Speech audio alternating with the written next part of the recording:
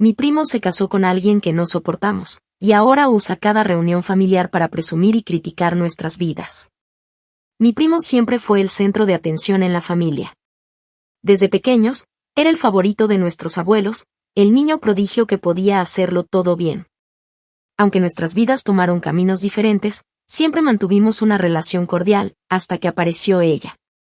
Desde que se casaron, todo cambió.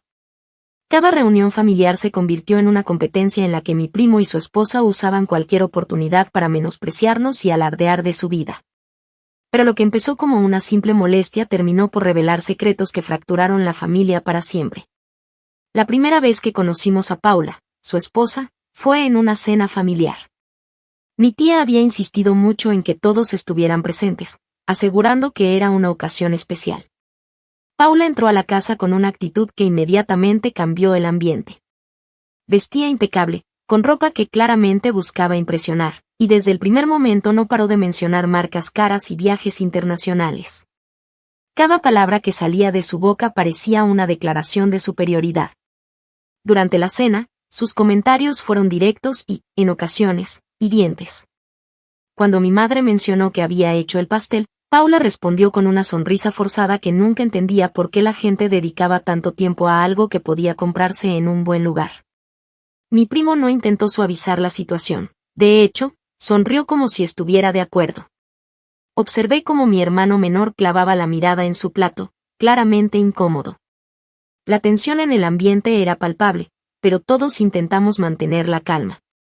Esa noche, mientras recogíamos los platos, escuché a mis padres susurrando.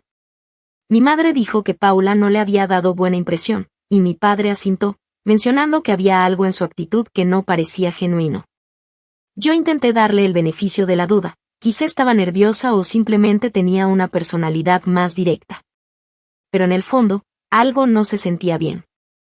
Esa fue la primera señal de que las cosas no iban a ser fáciles.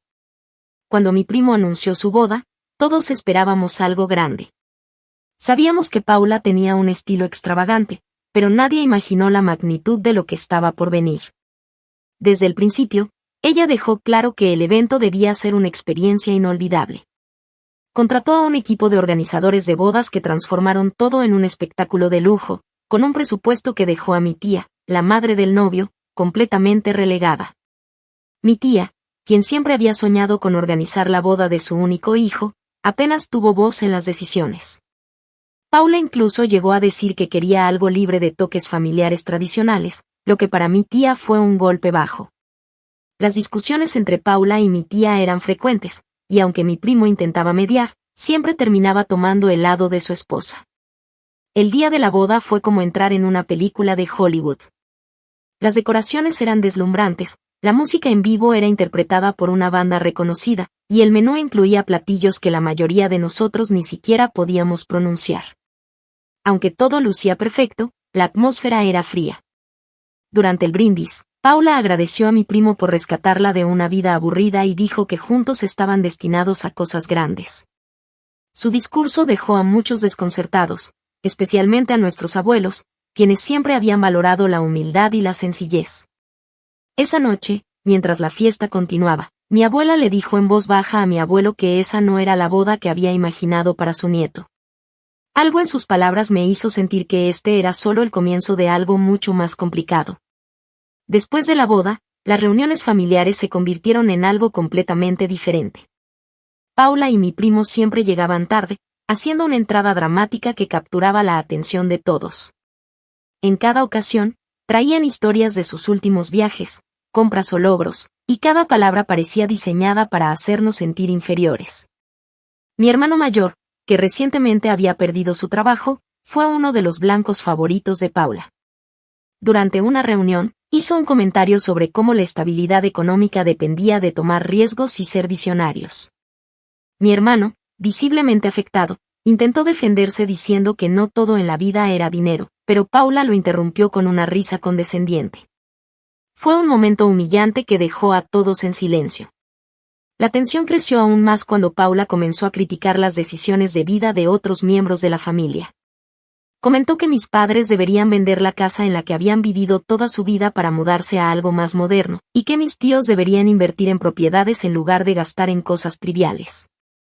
Cada comentario era una daga disfrazada de consejo, y aunque algunos intentaron ignorarla, el resentimiento era evidente.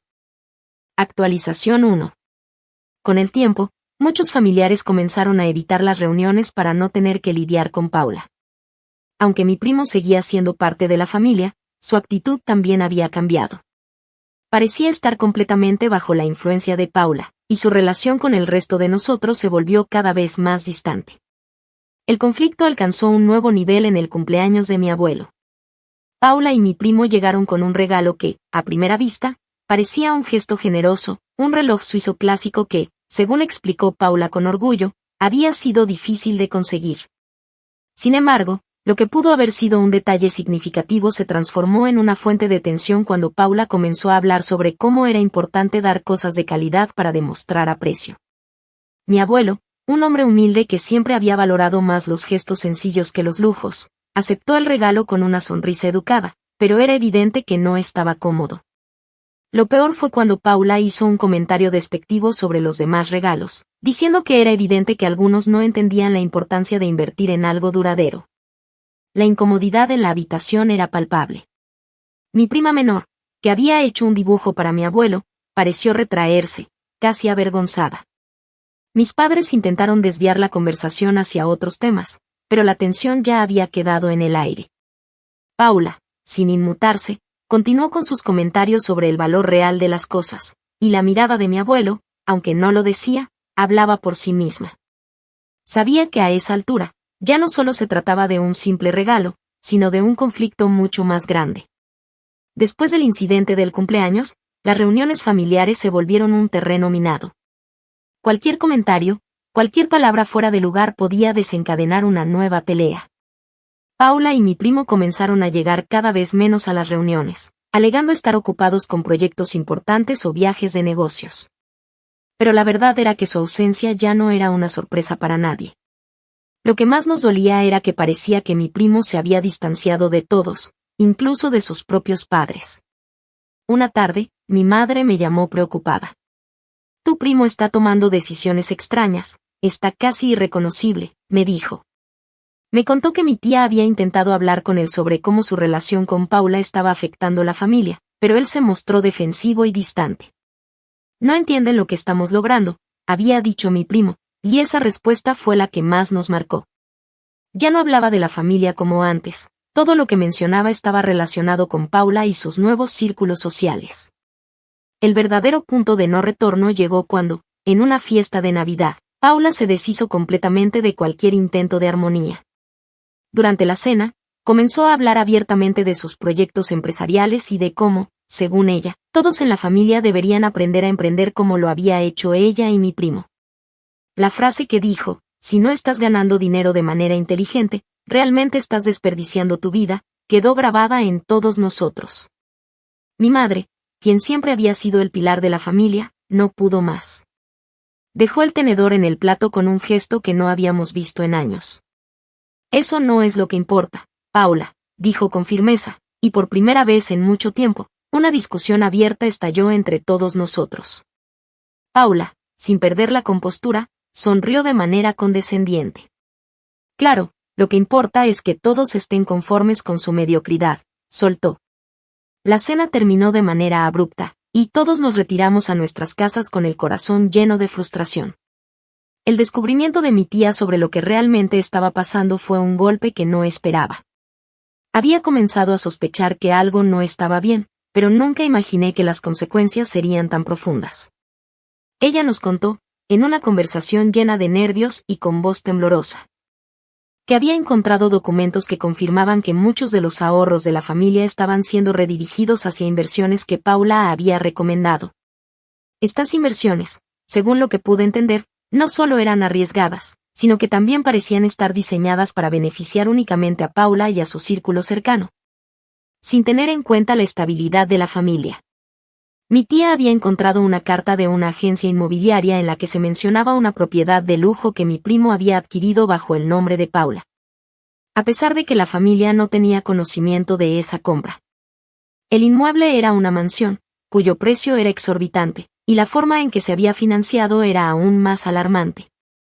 En lugar de recurrir a los ahorros familiares, mi primo había optado por un préstamo que ponía en riesgo incluso las propiedades que el abuelo había dejado como legado. Lo más desconcertante de todo fue descubrir que mi primo había estado manipulando sus propios padres. Paula, con su influencia, había logrado que él perdiera la perspectiva de lo que realmente importaba. Mi tía no podía creer que su hijo estuviera tomando decisiones tan arriesgadas, sin pensar en el futuro ni en lo que había representado para la familia. La rabia y la frustración eran palpables en su voz cuando lo confesó. La traición era insoportable, pero lo que más dolía era que ni mi primo ni Paula mostraban ni la menor intención de disculparse o siquiera de admitir la magnitud de su error. El descubrimiento de esos secretos también dejó en claro que la influencia de Paula sobre mi primo no solo estaba centrada en lo económico, sino también en cómo había transformado su visión del mundo. Ya no hablaba de la familia con el cariño que solía tener, ni mostraba interés en los valores que habían sido fundamentales para él. Para Paula, todo era un juego de poder, de aparentar, de mostrarse ante los demás como un modelo a seguir. Actualización 2. Los días que siguieron a esa confrontación fueron los más difíciles para nuestra familia. La división que había comenzado a formarse años atrás se volvió más pronunciada. Pero, a medida que la rabia y el dolor iniciales comenzaron a calmarse, muchos de nosotros empezamos a mirar la situación desde una nueva perspectiva. Lo que había sucedido con mi primo y Paula nos había mostrado cuán frágiles eran nuestras propias relaciones. La familia que siempre habíamos dado por sentada ya no existía de la misma forma. Mi abuelo, siempre un hombre de pocas palabras, comenzó a hablar más sobre el pasado, contándonos historias de cuando él y mi abuela comenzaron a construir la familia desde cero. Sus relatos, aunque llenos de sacrificios, también estaban impregnados de amor y de una visión que parecía haber sido olvidada por muchos.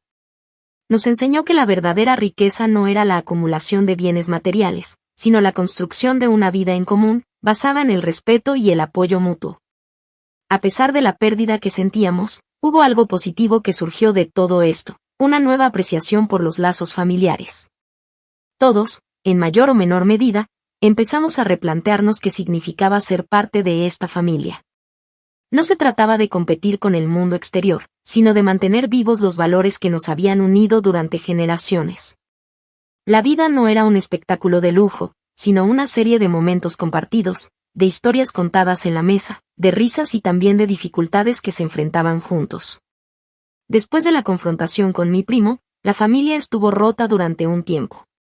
Pero como suele suceder en las familias que realmente se preocupan por los lazos que las unen, comenzamos a hacer esfuerzos para sanar, aunque no fue fácil ni rápido. Mi madre, como siempre, fue la primera en intentar acercarse. Después de la tensa confrontación, se mantuvo firme en la idea de que, a pesar de todo, no podíamos perder de vista lo que era realmente importante, la familia. No importaba cuánto nos hubiera herido el comportamiento de mi primo y su esposa. El tiempo que habíamos compartido juntos como familia era demasiado valioso como para dejarlo ir sin intentar reconstruir lo que se había roto. A veces, las reuniones familiares eran incómodas, y no faltaban momentos en los que todos nos mirábamos en silencio, como si estuviéramos esperando que alguien hablara primero. Esos momentos estaban llenos de lo que no se decía, de lo que quedaba flotando en el aire. El recuerdo de la arrogancia de Paula, el desdén de mi primo, nos perseguía, pero, al mismo tiempo, todos sabíamos que no podíamos seguir adelante con resentimientos envenenando nuestras relaciones. Mi abuela, que siempre fue la columna vertebral de la familia, fue otra de las personas que intentó reconstruir lo que se había perdido. A pesar de su edad, y de que se encontraba más frágil, hizo todo lo posible por organizar pequeñas reuniones, invitando a todos a su casa. Al principio, solo acudíamos los más cercanos, pero, poco a poco, la idea de que era necesario sanar los lazos se fue imponiendo. A veces, solo nos sentábamos a la mesa, comíamos algo sencillo y hablamos de temas banales, pero esos pequeños momentos compartidos fueron fundamentales para ir restaurando la armonía. Mi tía, que había estado profundamente herida por la actitud de Paula durante la boda, fue la siguiente en mostrar una apertura. Nunca dijo una palabra directamente a mi primo sobre lo sucedido, pero comenzamos a notar que en sus ojos ya no había tanto reproche. La reconciliación no siempre se da con palabras, y muchas veces se inicia con pequeños gestos. Así, Mi tía comenzó a preguntar por los hijos de algunos de mis primos más pequeños, a interesarse por la salud de los miembros de la familia. Esa actitud calmó un poco las aguas, aunque todos sabíamos que la cicatriz seguía allí, oculta bajo una capa de cortesía. Mi abuelo, con su carácter firme pero amable, nunca volvió a mencionar lo sucedido con mi primo, pero sus ojos reflejaban una tristeza que no podía ocultarse. A veces se quedaba mirando por la ventana, pensativo, como si estuviera evaluando el precio de las decisiones que se habían tomado. A pesar de su dolor, él se mantenía centrado en la idea de que el resto de nosotros debía seguir adelante, que la familia debía seguir funcionando de alguna manera. Y, aunque su decepción era evidente, siempre nos recordaba que la vida estaba llena de giros impredecibles, y que lo único que podíamos hacer era seguir luchando por lo que valía la pena. Las reuniones continuaron, y de alguna manera, empezamos a retomar nuestras costumbres. Aunque las cosas ya no eran las mismas, las tensiones se suavizaron, y las conversaciones se hicieron más naturales. La familia había cambiado, pero el amor no había desaparecido, y esa pequeña chispa fue la que nos permitió empezar a sanar. Sin embargo, el tema de mi primo y Paula seguía siendo una sombra, una conversación no iniciada, que todos evitábamos. Nadie hablaba de ellos, pero cada vez que se mencionaba algún detalle de los buenos tiempos pasados, todos caíamos en la cuenta de que algo esencial había quedado atrás, que la imagen de familia que teníamos se había roto. Irremediablemente. Y esa no era una cicatriz fácil de sanar. Actualización 3. Pasaron los meses, y la distancia entre mi primo, Paula y el resto de la familia creció cada vez más. No había contacto, no había intentos por parte de ellos de volver a las reuniones, y para ser honesta, tampoco teníamos ganas de forzar nada. Poco a poco, nos dimos cuenta de que, aunque la puerta estaba abierta, ellos no tenían intención de cruzarla. Las invitaciones seguían llegando a su casa, pero nunca respondían. En ocasiones, mi madre trataba de mandarles mensajes para saber cómo estaban, pero las respuestas eran siempre cortas, sin interés en retomar el vínculo. Paula, con su actitud de siempre, parecía disfrutar de esa indiferencia. Mi primo, en cambio, se mantenía al margen, como si estuviera atrapado entre la lealtad a su esposa y el hecho de que su familia ya no lo reconocía como antes. Lo que antes era una preocupación constante, se fue desvaneciendo con el tiempo. Ya no había discusiones abiertas, pero el ambiente en las reuniones seguía siendo tenso. Mi primo seguía ausente y, con él, se llevó las expectativas que teníamos de un futuro en el que las cosas se arreglarían. Cada vez que alguien mencionaba su nombre, la conversación moría, como si su ausencia fuera demasiado pesada para lidiar con ella. Ni siquiera mi abuela, que siempre había intentado mantener el vínculo, se molestaba más en hablar de él. En la última reunión familiar a la que asistimos todos, la ausencia de mi primo fue más notoria que nunca. Había una especie de vacío, pero ya no lo sentíamos como algo doloroso, sino más bien como una presencia incómoda de la que no sabíamos cómo deshacernos. Las conversaciones iban y venían sin ningún tipo de mención a lo que había pasado, pero la división seguía estando allí, en cada palabra no dicha, en cada silencio. No había señales de que las cosas cambiaran. Paula seguía teniendo el mismo comportamiento, presumiendo de su vida como si nada hubiera sucedido. No hubo disculpas, no hubo intentos por suavizar las tensiones, y esa indiferencia por parte de ellos comenzó a sentirse como un abandono voluntario de todo lo que habíamos sido como familia. El final, entonces, llegó de una manera bastante fría. Nadie lo dijo en voz alta, pero todos lo sabíamos, ya no éramos una familia unida.